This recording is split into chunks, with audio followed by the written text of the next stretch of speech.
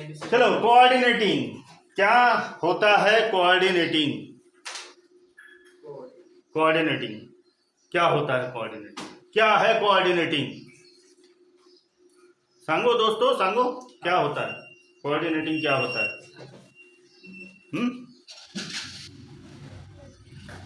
Coordinating यानी कि मेरे को भी नहीं मालूम कोऑर्डिनेटिंग यानी क्या होता है। फिर अब सिखाएंगे कैसे? देखो, कोऑर्डिनेटिंग यानी कि होता है तालमेल। क्या होता है? ताल से ताल मिला, है ना? तो तालमेल होता है। अब हर चीज में देखो, मैं हमेशा मेरे हर वीडियो में या तो हर पढ़ाते वक्त मैं एक चीज बोलता हूं कि हर चीज में सिंक होना चाहिए, सिंक्रोनाइजेशन होना चाहिए, है ना? Synchronization is a better word for coordinate. तालमेल होना हर जगह बहुत जरूरी होता है। तालमेल अगर रहेगा तो ही वो काम पूरा होगा। चलो, जनरली एक चीज में ले लो, कॉमनली साइकिल चलाते हैं सब लोग। अब उसमें भी ताल और मेल है। कैसे? देखो, साइकिल है तुम्हारे पास, चलाना आता है तभी चला पाओगे, नहीं तो गिरोगे। तो तुमने तालमेल किससे बनाया है? साइकिल और रास्ते से। और उसका जो मुख्य जो आधार है तालमेल का, वो है तुम्हारा बैलेंस। तो ये तालमेल को हमने नाम क्या दे दिए? बैलेंस, है ना? रास्ता वही है, साइकिल वही है, सिर्फ चलाना आता है करके मैं बैलेंस करके चला पा रहा हूं, वो भी 2 पहिए, है ना?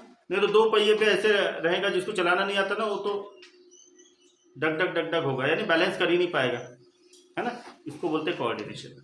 और हम लोग इतने प्रो खिलाड़ी है कि दोनों पायडल के बीच में बराबर सिंक करते रहते हैं।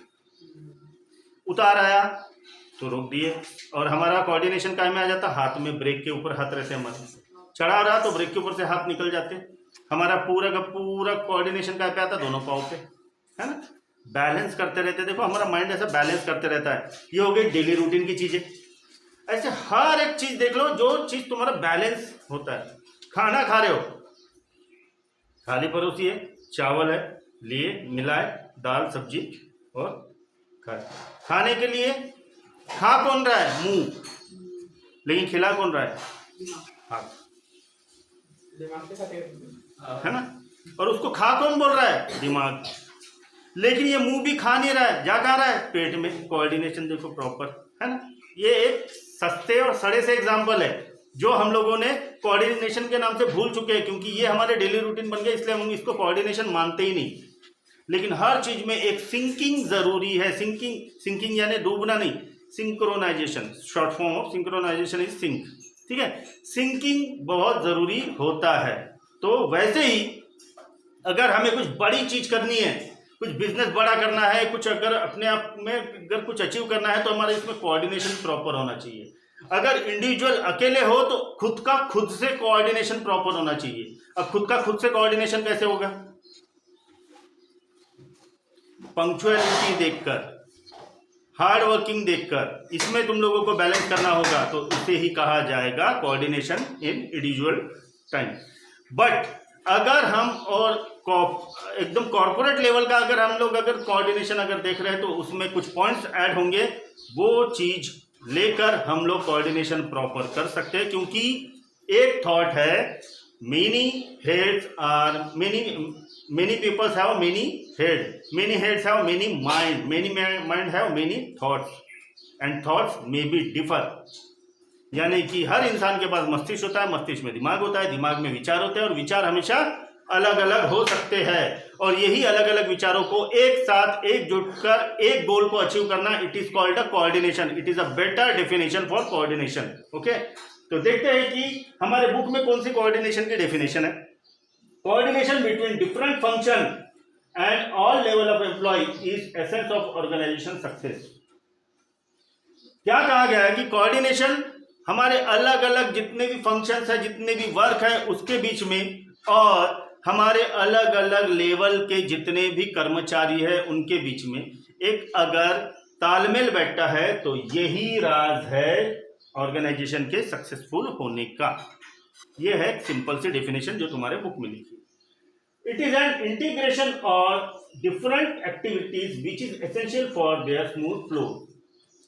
अलग अलग तरीके की एक्टिविटी है, उनका इंटीग्रेट होना, इंटीग्रेट यानी कि एक दूसरे से जुड़ाव होना, एक दूसरे से जुड़ाव रहेगा तभी जाके वो काम सक्सेसफुल होगा, और वहीं से कहीं ना कहीं हमें जो गोल हम लोग जो चाहते हैं वो गोल अचीव होगा।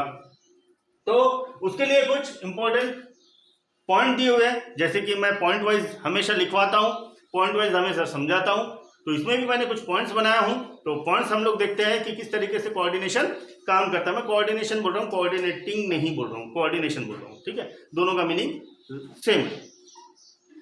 एनकरेज टीम स्पिरिट, अगर कोऑर्डिनेशन ना हो तो हमारे टीम की जो स्पिरिट है, टीम की स्पिरिट यानी क्या, एकता, एकता खराब हो जाएगी हमारे टीम की, और वो जो गोल हम लोग अचीव करना चाहते हैं वो गोल हम लोग अचीव नहीं कर पाएंगे। तो हमारा सबसे इंपॉर्टेंट जो काम है वो है अचीवमेंट ऑफ टीम स्पिरिट। अब वो कैसे मिलेगा, प्रॉपर कोऑर्डिनेशन से। तो हमारा टीम स्पिरिट किस तरीके से डेवलप होगा, तो हमारा टीम स्पिरिट डेवलप होगा उसके ऊपर के सुपेरियर से। अब हर एक टीम के पास एक टीम लीडर होता है, वो टीम लीडर का काम सिर्फ इतना ही नहीं है कि आगे वाले अपने टीम से काम निकलवाए, वो टीम लीडर का काम होता है कि उनके सुख दुख बाकी सब चीजें प्रोफेशनली अनप्रोफेशनली हर एक चीज को ध्यान में रखकर उनसे सिंक्रोनाइजेशन रखे, उनसे कोऑर्डिनेशन रखे, और उन्हें क्या तकलीफ है, उन्हें क्या फैसिलिटी चाहिए, उनको क्या तकलीफ जा रही है, वो क्या करना चाहते हैं, क्या एबिलिटी है उनमें, क्या क्षमता है, किस तरीके का वर्क करना है, किसी को समझाना है, ये सब चीजें टीम लीडर को आना चाहिए। तो इसके लिए कोऑर्डिनेशन होना बहुत जरूरी होता है। अब इसका एक छोटा सा एक एग्जांपल देता हूं, जो हर एक जो भी पैदा हुआ है, यहाँ कौन कौन पैदा हुआ है, सभी जन पैदा हुए ना, प्रकट तो कोई नहीं हुआ, नहीं ना, हाँ पैदा हुए, तो तुम लोगों के लिए ये एग्जांपल सटीक है। अब वो कैसे, जब एक बच्चा पैदा होता है, जब यानी कि एक या 2 महीने का बच्चा है समझ लो, ठीक है, उसे अभी कुछ भी नहीं मालूम मेरी माँ कौन सी है, मेरा बाप कौन सा है, मेरी बहन कौन सी है, मेरा परिवार कौन सा है, सिर्फ उसको ये मालूम है खाना है सोना है, खाना है सोना है, क्योंकि शुरुआत में वही करते हैं बच्चे, है ना, वो जागते कम है सोते ज़्यादा है, क्योंकि उनको 9 महीने वही आदत रहती है पेट के अंदर, तो धीरे धीरे धीरे धीरे वो आदत सुधरती है। और इसे ही कहते हैं हम लोग कि बॉडी रिकवरी होना, यानी कि जो हमको स्टेबिलिटी चाहिए वो चीज़, एक साइंटिफिकली एक रीज़न है इसके पीछे। लेकिन सिंकिंग और कोऑर्डिनेशन की बात आती है तब देखते कि क्या होता है। अब बच्चा सोया है तो देखना, पहले की मम्मी लोग और अभी भी मम्मी लोग क्या करती है, अपना एक कोई भी एक कपड़ा उसके छुआ के रखती है उसके आंख के ऊपर, जिसमें वो मम्मी की स्मेल हो, तो बच्चे को ये लगता है कि मेरे यानी कि मैं जिनसे के करीब हूँ वो मेरे पास ही है, आसपास ही, क्योंकि उसको ये नहीं मालूम रहता कि मम्मी नहीं है, मम्मी अपना काम कर रही है, लेकिन उन्होंने क्या कर रहे रहते कि अपना कोई भी एक कपड़ा है वो उसको छुआ के रख देते या तो उसके आंख के ऊपर रख देते ताकि वो महसूस कर पाए। अच्छा, वो क्या स्मेल इतना स्ट्रांग है वो कि स्मेल लेके कुत्ता है वो, लेकिन उसका कोऑर्डिनेशन क्या है कि उसके शरीर में जो स्पर्श हो रहा है उसको ये मालूम है कि भैया मैं 9 महीने अंदर रहा था, मेरे को ये स्पर्श था, ये स्पर्श मिल रहा था, और अभी भी मैं बाहर हूँ तो मुझे ये स्पर्श मिल रहा है। ये है कोऑर्डिनेशन जो नेचुरल होता है ना, जो नेचुरल होता है, इसमें कोई भी प्लानिंग नहीं होती है, कोई भी ना कोई सिखाया जाता है ना कुछ, ये होता है। अगर तुम कहीं देखते हो ना तो ये समझ जाना कि जिंदगी का सबसे पहला कोऑर्डिनेशन हमने अपनी माँ के साथ किए थे, इसलिए हमारा सबसे पहला प्यार कौन है, माँ। सेकंड नंबर पे बाप आता है, क्योंकि माँ हमको बताती है कि ये तेरा बाप है ना, लेकिन मम्मी हमारा जिंदगी का बचपन का प्यार, मेरा भूल नहीं जाता है, गाना है ना, वो मम्मी के लिए बना है। तो mummy is a better coordination example for their child. अगर किसी को ये रहता ना, फ्रेंड से अगर बात आती ना तो सर दर्द रहता, अगर कुछ बच्चे क्या उस बच्चे को ऐसा कुछ नहीं रहता, मैं बता रहा ना, ये हर एक बच्चे का एक सिंकिंग पावर रहता है, कोऑर्डिनेशन पावर रहता है, जो अपने माँ के साथ जुड़ाव में रहता है, ठीक है, माँ के साथ जुड़ाव में रहता है। कोऑर्डिनेशन हमारा बॉडी तक की खुद कोऑर्डिनेट करते रहता है एक दूसरे से। हमारे जो अलग अलग डिफरेंट जो ऑर्गन्स है ना, इंटरनल ऑर्गन आउटर ऑर्गन जितने भी, ये एक दूसरे से तालमेल बिठाते रहते हैं। चलो एक दिन अगर लीवर ने बोल दिया कि भैया तू कितना भी ठूस, मुंह को बोल दिया कि कितना भी गटर में डाल, और पेट को बोल दिया तो कितना भी भर, मैं आज काम से छुट्टी लिया हूँ, मैं आज कोऑर्डिनेट ही नहीं करता, तो को जा। और सबसे इंपॉर्टेंट काम तो लीवर का ही होता है, वही पचाएगा खाना, तभी जाके तो फ्लाइट निकलेगी सवेरे की, हमारा शरीर स्वस्थ रहेगा, एनर्जी हमें मिलेगी, है ना। तो कोऑर्डिनेशन अगर भूल गया अपना करना तो हो गया, देखना फिर तबीयत खराब हो जाती है, फिर हमें वो कोऑर्डिनेशन प्रॉपर लाना पड़ता है। उसका फिर तरीका क्या है, डॉक्टर के पास जाओ और दवाई लो, है ना। कोऑर्डिनेशन करने का तरीका, हर एक चीज में कोऑर्डिनेशन होता है, लेकिन उसे जागरूक करने का तरीका कुछ अलग होता है। तो उसी तरीके से बिजनेस में भी कोऑर्डिनेशन को जागरूक करने के तरीके अलग अलग होते हैं। जैसे टीम स्पिरिट को अगर लाना है तो सबसे इंपॉर्टेंट काम है उसके टीम लीडर का। टीम लीडर तुम्हारा मम्मी बन के रहेगा तुम्हारी। अब ये तो बड़ा भावुकता वाली स्टेटमेंट हो गई। अब मम्मी बन के बोलेगा तो वो दूध पिलाएगा तुमको? नहीं, लेकिन वो तुमको उस तरीके से ट्रीट करेगा जैसे एक मम्मी अपने बच्चों को करती है ना। तो अब हर वक्त वो ये नहीं बोलेगा बेटा बेटा बेटा, भैया गलती हुई तो देंगा भी रख के, है ना, यानी सुनाएगा, देंगा तो नहीं लेकिन सुनाएगा जरूर, जैसे मम्मी लोग करती है। अच्छे काम करे तो अप्रिशिएट करेंगे, बुरे काम किए तो, है। लेकिन एज अ प्रोफेशनल लाइफ में मार तो नहीं मिलेगी, लेकिन तुम्हें उसकी सजा मिलेगी, है ना। या तो हो सकता है सुनने के लिए ज़्यादा मिले, या तो हो सकता है कि कुछ लीगल एक्शन हो जाए तुम्हारे पे, है ना, कोई भी चीज़ हो सकती है। तो एनकरेज टीम स्पिरिट, ये सबसे बड़ा पॉइंट है कोऑर्डिनेट। सेकंड है गिव प्रॉपर डायरेक्शन। अगर कोऑर्डिनेशन अगर प्रॉपर है मेरा तो मैं डायरेक्शन प्रॉपर दे सकता हूँ, है ना, डायरेक्शन प्रॉपर दे सकता हूँ। अब देखो ये जो जेनजी का जो कॉकरोच वालों का नहीं का तिल चट्टू का, है ना, वो ये हुआ था अभी, है ना, धरना प्रोटेस्ट हुआ था, है ना, किस वजह से हुआ था वो नहीं मालूम, उनको खुद को ही नहीं मालूम कि हम लोग प्रोटेस्ट क्यों कर रहे हैं, बस आके नाच रहे गा रहे और गाली गलौज कर रहे, ठीक है। अब इतने जेनजी और इतने जगह प्रोटेस्ट हुए, ठीक है, वो लोग बहुत वायरल हुए, देखना न्यूज़ चैनल पे, रील पे, इंस्टाग्राम पे, फेसबुक पे बहुत वायरल हुए, बहुत वायरल, मस्त व्यू बटोरे लोगों ने, है ना। लेकिन रात में मोदी ने एक वीडियो, एक रील बना के पोस्ट किया। वो पोस्ट करने के 2 घंटे में मैक्सिमम व्यूज वही वीडियो पे आए। ऐसा क्यों? तिल चिट्टों को पूरा 24 घंटे लग जाते थे कि कुछ ऐसा हम लोग हंगामा करें कि हम लोग वायरल हो जाए, लेकिन मोदी को वैसा नहीं करना पड़ा। उसका दिमाग फिरा, उसने क्या किया, एक रील बनाया, भाइयों और बहनों, है ना, और फेमस हो गए। तो ऐसा क्यों हुआ? अब यहाँ भी देखो कोऑर्डिनेशन की बात क्या आती है, वो है देश का प्रधानमंत्री, है ना। भले ही कितना भी जेनजी उनको गाली गलौज कर ले, कुछ भी कर ले, लेकिन उनका कोऑर्डिनेशन भारत की जनता के साथ बहुत जबरदस्त है ना। कोई अगर स्क्रीन अगर स्क्रॉल कर रहा है, जैसे मोदी का चेहरा दिखाना देखना, वो 2 सेकंड के लिए रुक जरूर जाता है कि भैया ये बोल क्या रहा है। उसका कोऑर्डिनेशन बहुत प्रॉपर है ना। तो इसलिए देखना मैक्सिमम व्यू उसी को आए, और इतने व्यूज आए कि उनका वीडियो ब्लॉक किया गया था। फिर मालूम है, फेसबुक ने उनका वीडियो ब्लॉक कर दिया था कुछ देर के लिए, कुछ लीगली एक इशू हुआ था करके। अब वो प्रधानमंत्री है, प्रधानमंत्री का तुम ये कर रहे हो, निकाले फिर ऐसी तैसी, उसका कोऑर्डिनेशन सत्यानाश किए फिर फेसबुक वाले का। ऐसा कैसे? जब गाली गलौज कर रहे हैं तब वो चीज़ें वायरल हो रही है, और मोदी जब अच्छे से समझाने के लिए जब रील बना रहे तो वो चीज़ की हमारे लीगल जो रूल्स है उसके हिसाब से वीडियो नहीं है, इसलिए हमने ब्लॉक किया। तो ये कोऑर्डिनेशन प्रॉपर था नहीं, है ना, फेसबुक का, तो सत्यानाश हुआ। लेकिन जितने देर वीडियो चला था उतने ही देर में वो वायरल हो गया। क्यों? क्योंकि उनका जनता के साथ कोऑर्डिनेशन प्रॉपर है। अब उन्होंने जो डायरेक्शन दिए जनता ने वो मानी, और तिल चिट्टे कहाँ भग गए पता नहीं चला। यही एग्जाम्पल है गिव प्रॉपर डायरेक्शन। डायरेक्शन देने में हमें आसानी होती है अगर हमारा कोऑर्डिनेशन प्रॉपर हो तो। देखो कोऑर्डिनेशन प्रॉपर यानी कि क्या, हमें सुनने वाले मौजूद होना चाहिए, वो भी दिल से। जबरदस्ती कोई सुन रहा है यानी कि वो सुन रहा है और एक कान से और दूसरे कान से निकाल के फेंक दे रहा है ना। लेकिन अगर प्रॉपर अगर सुनने वाले रहे और वो चीज को अगर अमल करने वाले रहे तो उसे कहेंगे हम लोग कि वो प्रॉपर डायरेक्शन था। तो यहाँ आता है कोऑर्डिनेशन सबसे इंपॉर्टेंट की। अगर कोऑर्डिनेशन प्रॉपर है तो तुम्हें सुनने वाले लोग भी रहेंगे और तुम्हारा डायरेक्शन मानने वाले लोग भी रहेंगे और तुम्हें डायरेक्शन देना आएगा, है ना। तो ये है मेरा सेकंड पॉइंट, फैसिलिटेट मोटिवेशन।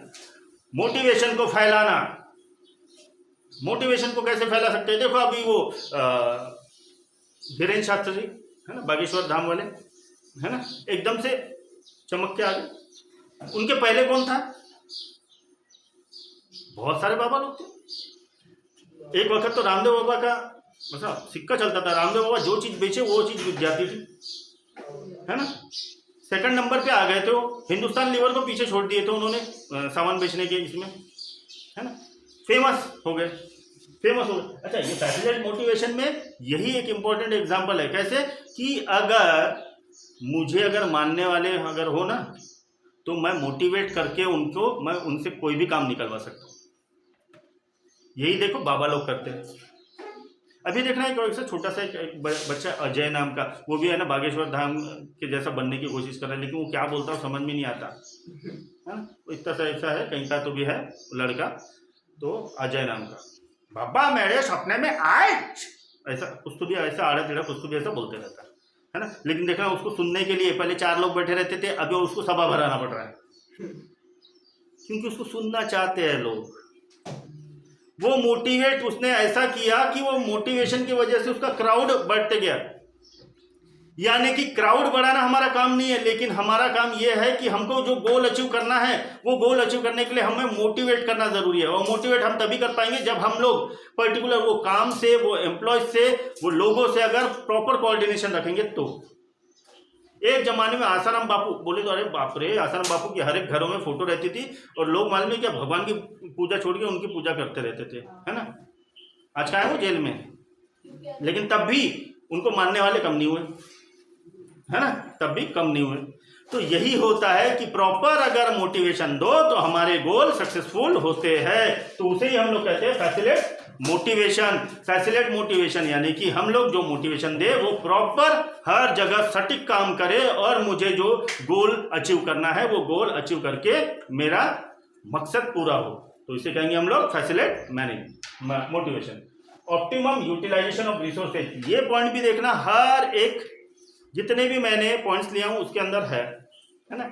अब अगर मैं कोऑर्डिनेट करूं तो मेरे जो रिसोर्सेस है उसको मैं अच्छी तरीके से यूज कर सकता हूं।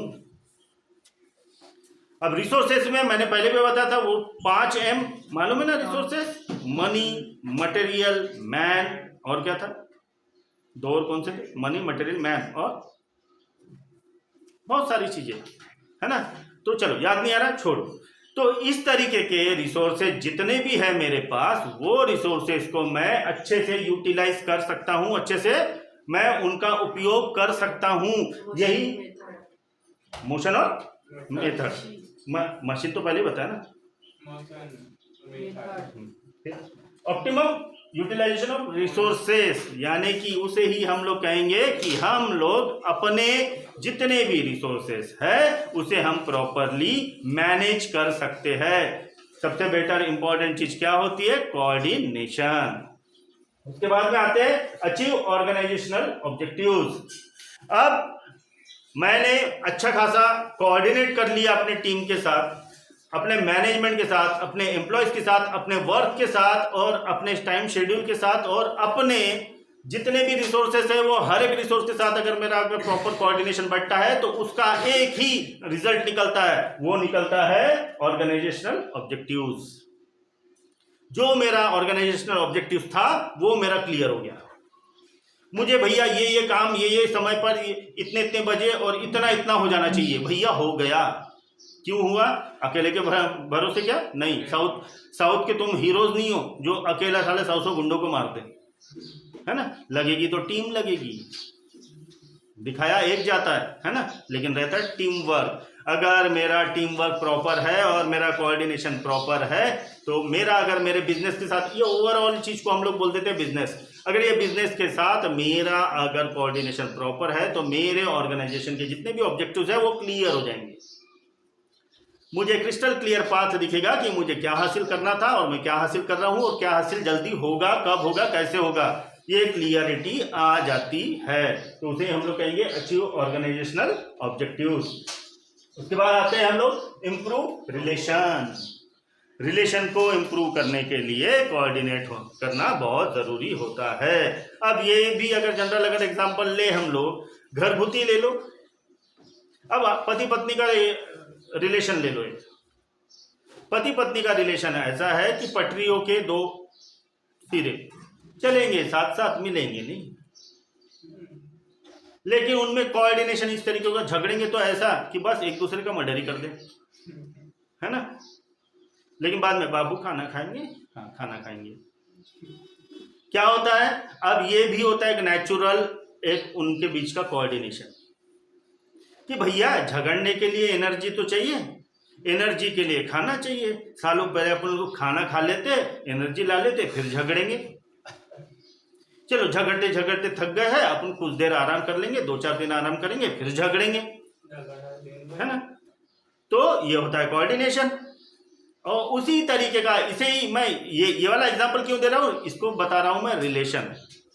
देखो वो एक कहावत है ना, जो बड़े बुजुर्ग बोल के हो गए, घर में बर्तन रहेंगे तो टकराएंगे, टकराएंगे तो आवाज होंगी। अरे हाँ बिल्कुल है, कहीं ना कहीं बिल्कुल सही बोल रहे हैं। बड़ा ऑर्गेनाइजेशन तुमको चलाना है तो कहीं ना कहीं मतभेद होना जरूरी है ना। अब जरूरी इसलिए बोल रहा हूं मैं क्योंकि होते ही है। अब जरूरी नहीं है कि अगर वो मतभेद हो रहे हैं तो उसके वजह से मेरे कंपनी में सत्यानाशी हो, मेरे बिजनेस में सत्यानाशी हो। अब मेरा जो कोऑर्डिनेशन अगर इस तरीके से, भले ही वो मतभेद हो रहे हो, लेकिन अगर मेरा कोऑर्डिनेशन प्रॉपर है तो मतभेद जल्दी से सॉल्व हो जाएंगे, डिसॉल्व हो जाएंगे, और मेरा बिजनेस उस तरीके से स्मूथ वे से जो पहले चल रहा था अभी भी चलता रहेगा, है ना। तो इसे ही कहते हैं हम लोग रिलेशन, कि भैया मैं तुम्हारे अपोज हूं लेकिन उसका इफेक्ट मैं काम में नहीं लाऊंगा। अब इसका सबसे बड़ा एग्जाम्पल बताओ क्या चीज है। देखना कभी कभी टीम इंडिया ब्लैक पट्टी पहन के उतरती है, किसी के शोक सभा के लिए, किसी को अगर श्रद्धांजलि देना है तो उसके लिए, या तो किसी का अपोज करना है तो उसके लिए। दूसरा एक एग्जाम्पल है कि जब भी कोई राजनेता की रैली जाती है तो काले झंडे दिखाए जाते हैं। अब काले झंडे दिखाना यानी कि मैं तुम्हारे अपोज हूं, मैं तुम्हारा विरोध कर रहा हूं, लेकिन इसका यह मतलब नहीं कि भैया तेरी रैली आ रही तो मैं तेरे को जान से मार दूंगा। ये होता है रिलेशन, कि भैया मैं अपोज तो कर रहा हूं तुम्हारा, लेकिन रिलेशन वही है, भैया जो तुमने मुझे काम दिया वो काम तो मैं जरूर करूंगा। देखना डॉक्टर लोगों का जो भी प्रोटेस्ट होता है, डॉक्टर लोग क्या करते हैं कि धरना तो देते हैं, लेकिन अगर इमरजेंसी अगर कुछ आती है तो वो ऑपरेशन भी करते हैं। काम पहले, धरना बाद में, है ना। इसे ही कहा जाता है रिलेशन। अपने वर्क के साथ, अपने एम्प्लॉयज के साथ, अपने काम के साथ, और अपना जो तुमने गोल देखा है उसके साथ रिलेशन प्रॉपर होना चाहिए। अगर रिलेशन प्रॉपर है तो वो चीज अच्छे से होगी, और ये काम कौन करता है, कोऑर्डिनेशन। समझ में आया? चल उसके बाद में आगे, लीड टू हायर एफिशिएंसी। अब सब चीजें परफेक्ट चल रही है, अब मैं अपनी क्षमता को बढ़ा सकता हूं, अपनी क्षमता को बढ़ा सकता हूं, यानी किस तरीके से। अच्छा देखो क्या होता है, कभी कभी हमारे कोई फ्रेंड अगर कोई स्पोर्ट्स खेल रहा है और हम लोग है ना क्राउड में बैठे हुए, व्यूवर्स में बैठे हुए, तो हम लोग क्या करते हैं, उसको चीयर करते हैं, है ना, चीयर करते अच्छे से खेलने के लिए, है ना, चिल्लाते हैं, ये करते हैं वो करते हैं। क्या कर रहे हैं हम लोग, हमारे जोर से चिल्लाने से क्या वो परफेक्ट हो जाएगा खेलने में, लेकिन उसको एनकरेज कर रहे हैं हम लोग। क्या कर रहे हैं हम लोग, उसकी एफिशिएंसी बढ़ा रहे हैं हम लोग। अब नेता नहीं क्या ऐसे चलते रहते, आगे बढ़ो हम तुम्हारे साथ है। भैया तुम रहो मत रहो, भैया मैं तो आगे बढ़ूंगा इस साथ, तुम लोग गरीब देख लो अपना अपना, है ना, तुम रहो मेरे पीछे मत रहो, मैं तो अपना देखूंगा, है ना। लेकिन क्या कर रहे हैं हम लोग, उसको उसकी एफिशिएंसी और बढ़ा रहे, हायर एफिशिएंसी करते जा रहे हैं उसकी। तो यही चीज को अगर बिजनेस में अगर हम लोगों ने लाया कि भैया अगर हम लोग परफेक्टली मोटिवेट होकर है, रिलेशन प्रॉपर है, कोऑर्डिनेशन प्रॉपर है बिजनेस में, तो हमारा बिजनेस क्या करेगा, हायर एफिशिएंसी ढूंढेगा, यानी कि और उसकी भूख बढ़ जाएगी बिजनेस की, कि भैया मुझे और काम चाहिए, मेरे पास गिराई है, भैया तू और प्रोडक्शन कर और मैं विस्तार होने का काम करूंगा, ये हमारा बिजनेस बोलेगा। तो इसे कहा जाएगा हायर एफिशिएंसी। अब इसमें हायर एफिशिएंसी हर एक चीज की होनी चाहिए। तुम्हारे वर्कर्स की एफिशिएंसी बढ़ जाएगी, काम करने का तरीका बढ़ जाएगा। भैया 1 घंटे में वो 10 प्रोडक्ट बना रहा था, अब 1 घंटे में 15 बना रहा है, एफिशिएंसी बढ़ गई, है ना। जो उनको मोटिवेट करे, उनके टीम लीडर हो गए, उनके सुपीरियर जितने भी हो गए, उनकी एफिशिएंसी बढ़ गई कि भैया ये 10 लोगों की टीम है क्या, अब मैं 15 लोगों की टीम संभाल सकता हूं, क्योंकि अब मैंने 10 लोगों के ऊपर परफेक्शन हासिल कर लिया है। बिजनेस का ओनर क्या सोचेगा कि भैया यहाँ मैंने ये वाले ब्रांच में अच्छा काम किया हूं, अब मुझे ब्रांच बढ़ाना है, उसकी एफिशिएंसी बढ़ जाएगी, हर एक चीज की एफिशिएंसी बढ़ जाएगी। तो ये कैसे होगा? एक कोऑर्डिनेटिंग प्रोसेस से। अब उसके बाद में आते इंप्रूव गुडविल। इंप्रूव गुडविल, अब ये गुडविल यानी क्या? नाम। हर कोई नाम के पीछे भागता है, क्योंकि सीधी सी बात है, अगर नाम फेमस हुआ ना भाई, तो उसका जो काम है ना वो यूं होगा, यूं यूं यूं। अच्छा, अपने को एसिडिटी होती है तो अपन क्या पीते हो? इनो तो एक कंपनी का नाम है भाई। अब समझ में आया गुडविल यानी क्या? अगर हमारे को अगर एसिडिटी हुई तो वहां जाके हम लोग बोलते इनो दे, है ना, हरा वाला इनो दे, नीला वाला दे, लाल वाला दे, है ना। भैया इनो नहीं है, गैसो फास्ट है, हाँ दे, बस दे। हमको बोलना ये है कि एसिडिटी के लिए वो सोडा दे, लेकिन हम लोग वो चीज नहीं बोलते। हम लोग क्या बोलते? इनो बोलते, चाहे वो दूसरे कंपनी का भी हो, लेकिन हम लोगों के दिमाग में बस क्या गया नाम? इनो, है ना, इनो बच गया है इसलिए। अच्छा, जो जख्म हो जाती तो हम लोग कैसे पूछते हो क्या लिक्विड रहता हो? कंपनी का नाम। लेकिन भैया डेटॉल नहीं है मेरे पास, तो क्या है सेवलॉन? हाँ दे दे। एक्चुअली हमें बोलना क्या है? एंटीसेप्टिक लिक्विड दे, लेकिन हमारे दिमाग में क्या बसा हुआ है? Dettol. It is a goodwill, इसे कहेंगे हम लोग गुडविल। ये भी अपना एक वीडियो पूरा बनने वाला है ये चीज में भी, क्योंकि दूसरे एक सब्जेक्ट में गुडविल के नाम से पूरा का पूरा है चैप्टर तो नहीं है, लेकिन बहुत सारा उसमें डेटा है कि गुडविल होता क्या है। अकाउंटिंग में सबसे ज़्यादा इंपॉर्टेंट है वो चीज़। तो नाम अगर मेरा बढ़ता है तो ऑब्वियसली मेरा बिजनेस भी वैसे ही ग्रो करेगा, है ना। इसलिए हमारे गुडविल को इम्प्रूव करने के लिए हमारा कोऑर्डिनेशन अपने एम्प्लॉयज़ के साथ अच्छा होना चाहिए। क्योंकि जितनी भी हम लाखों करोड़ों रुपए खर्चा कर देते हैं अपने ब्रांडिंग एडवर्टाइजमेंट में, उससे ज़्यादा होता है हमारे एम्प्लॉय जो माउथ टू माउथ पब्लिसिटी करते हैं, हमारे कस्टमर्स जो माउथ टू माउथ पब्लिसिटी करते हैं, तो उनके वजह से हमारा धंधा डबल होता है। तो इसके लिए हमारा कोऑर्डिनेशन प्रॉपर होना चाहिए, अपने कस्टमर्स के साथ प्रॉपर होना चाहिए और हमारे एम्प्लॉयज़ के साथ प्रॉपर होना चाहिए। नहीं तो हमारे एम्प्लॉय बाहर रखे हुए मताबे वाले कंपनी में बकवास कंपनी है, अबे चिल्लाते रहते सी बकवास है, कुछ भी नहीं है, हो गया नेगेटिव मार्केटिंग। तो यहाँ कहीं ना कहीं मेरा गुडविल खराब हो रहा है। अगर मुझे अपना गुडविल अगर बनाना है तो मुझे क्या खुश रखना पड़ेगा? अपने एम्प्लॉयज़ को भी खुश रखना पड़ेगा और अपने कस्टमर्स को भी खुश रखना पड़ेगा। अब ये दोनों को अगर खुश रखता हूँ तो मेरा नाम ऑटोमेटिक ऊपर आते जाएगा, जिसको हम लोग बोलते हैं एसईओ सर्च इंजन। जो एसईओ करके अपना नाम, जैसे गूगल में कुछ सर्च करो, लाखों करोड़ों वेबसाइट है, लेकिन हमें पहले पेज पे वही दिखती है जिनका नाम आगे है ना, जिनका नाम आगे वही दिखेंगे हमको। तो वही है कि गुडविल। अच्छा, इंस्टाग्राम में सबसे ज़्यादा फॉलोअर्स इंडिया में किसके पास है? विराट कोहली, है ना। क्यों है? नाम है भाई, नाम बनाया उसने। क्या कोऑर्डिनेशन किया उसने? भैया उसने खुद का और बल्ले का कोऑर्डिनेशन ऐसा रखा कि उसका नाम हो गया।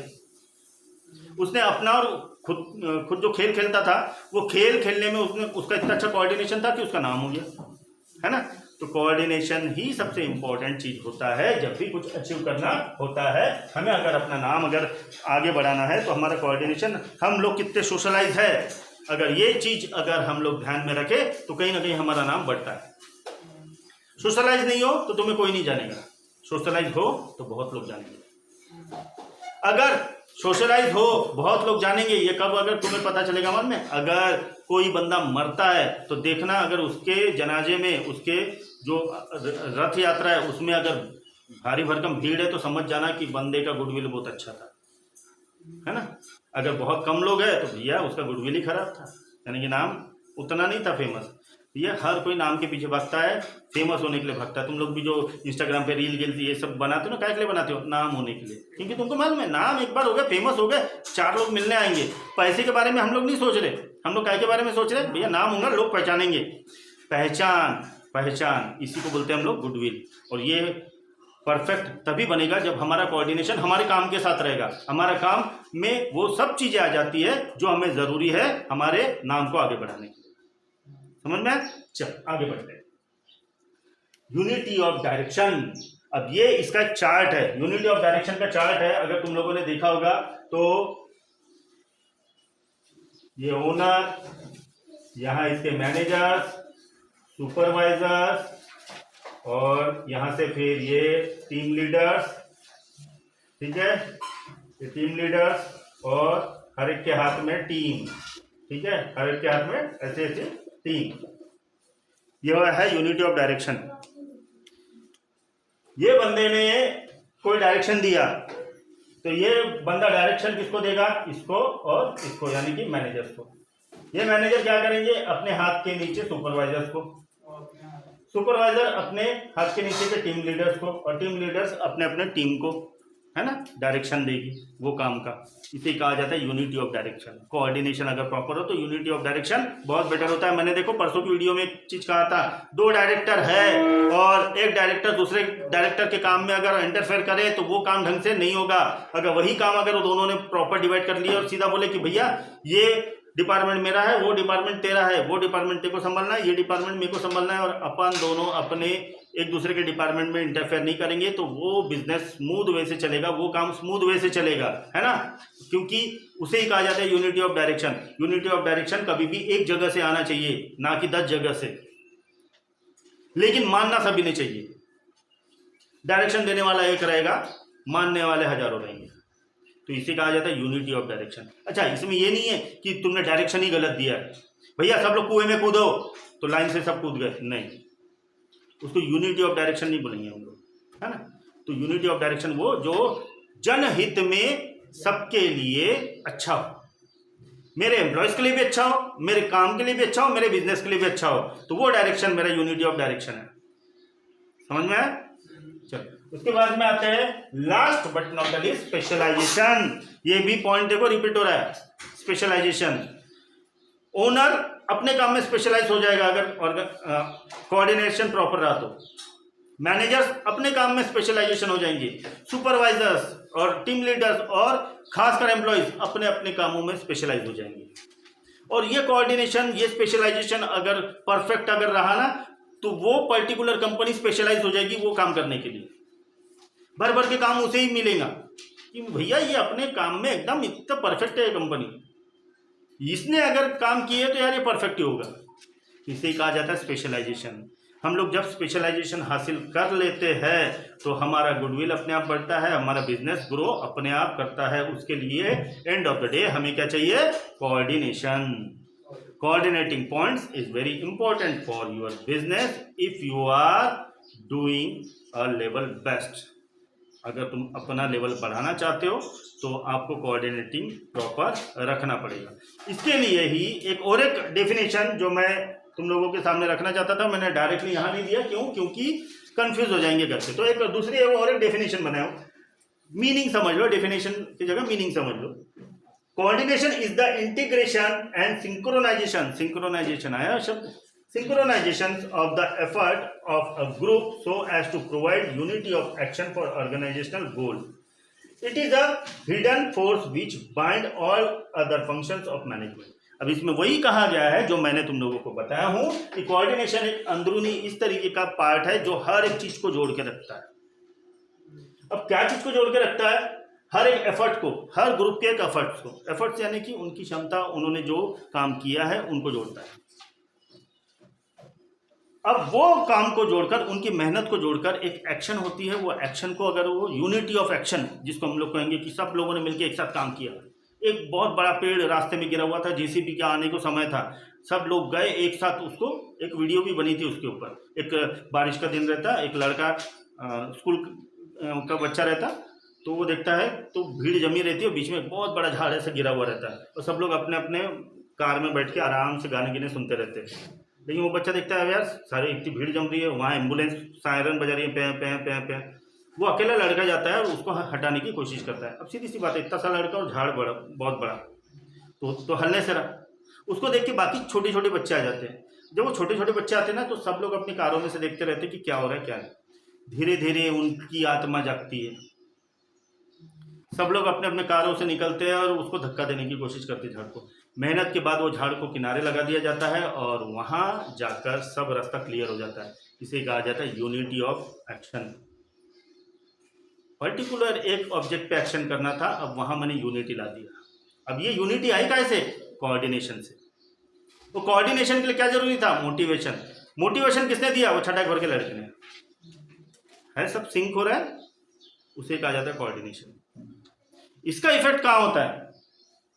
It is a hidden force, ये छुपी हुई एक ताकत है, विच binds all other functions of management.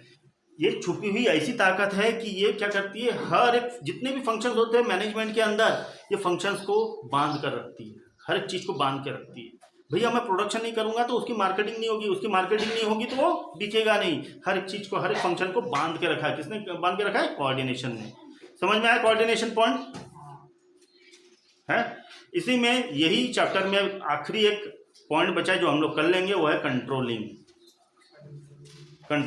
वो कंट्रोलिंग क्या है क्या नहीं, ये सरप्राइज है, क्योंकि कल हम लोग इस बारे में हम लोग देखेंगे और वो लेसन को हम लोग करेंगे खत्म, क्योंकि उसके बाद ओसीएम के बाद हमें क्या लेना है? एसपी, है ना। एसपी का एक दूसरा चैप्टर लेंगे, बाद में उसके बाद इको लेंगे। हमारा जिस तरीके से फ्लो चल रहा है उसी तरीके से हम लोग लेंगे।